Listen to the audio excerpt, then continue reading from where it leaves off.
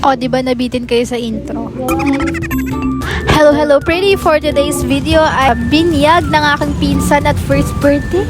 Inimbitahan kami ng tita at tito Ronald na mag-serve sa kanilang event. Ito na nga, nandito na nga kami sa event ng 100 bucks. Grabe.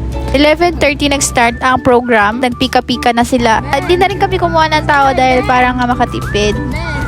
At kami na rin nang mag-serve.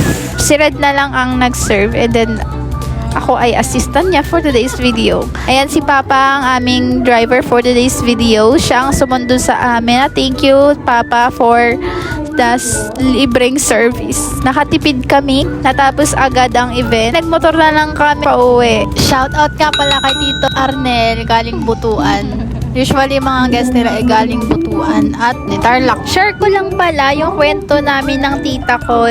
Way back college pa lang ako. Kahit hindi maganda yung pinagsamahan namin dati, pero thankful ako dahil tinuruan niya ako.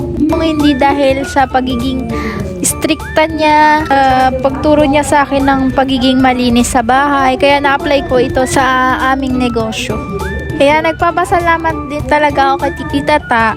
Kung hindi dahil sa pagiging stricta niya sa akin, hindi ko mararating at hindi ko maia-apply lahat ng tinuro niya sa akin nung ako ay bata pa. Papunta pa lang kami sa Salusoy para mag-open ng pwesto. Nag-hiring kami pero hindi kami kumuha ng tao. Kami nagtatanong bakit. Dahil yung season na ito sobrang hirap sa mga negosyante ngayon. Pagpasok ng 2025, sobrang hina ng sales. Kaya kami muna ang nagtinda. Ito yung kagandahan sa negosyante na alam mo kung paano mo patakbuhin ang sarili mong negosyo dahil kapag may mga times na biglang humina ang sales tapos pwede kang magtinda, kahit hindi mo sahuran yung sarili mo, maitawid mo lang ang lahat ng expenses. Sa summer, talagang dadagdag kami ng tao. Kaya lahat ng negosyante laban lang. Sabi nga nila, hindi laging Pasko.